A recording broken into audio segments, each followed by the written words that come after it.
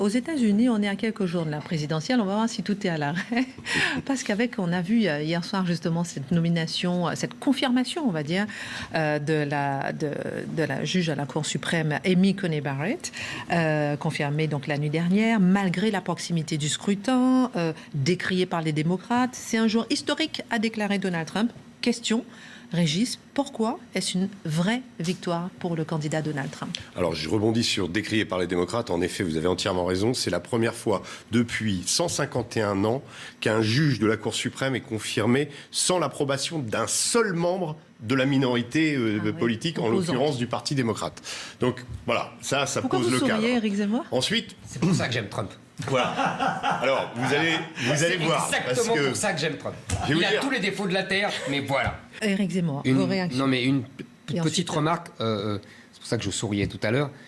Pour quelqu'un qu'on présente comme un pur instinctif, un peu abruti, qui ne voit pas plus loin que son tweet de 20h12 et de son émission qu'il regarde devant Fox News, là, il prend une décision sur 20 ans.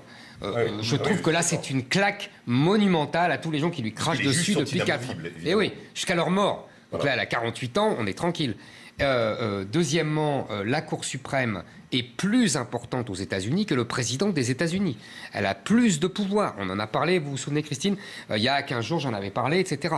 Donc je pense que là, c'est une décision idéologique et politique majeure. Et il ne faut jamais oublier que la gauche ne s'est pas privée d'instrumentaliser depuis 40 ans, et même avant, la Cour suprême. Donc maintenant, on va avoir des larmes de crocodile sur ces méchants juges réactionnaires et conservatrices. Cette dame catholique, elle est protestante, mais elle est trop pratiquante, elle a trop d'enfants, etc.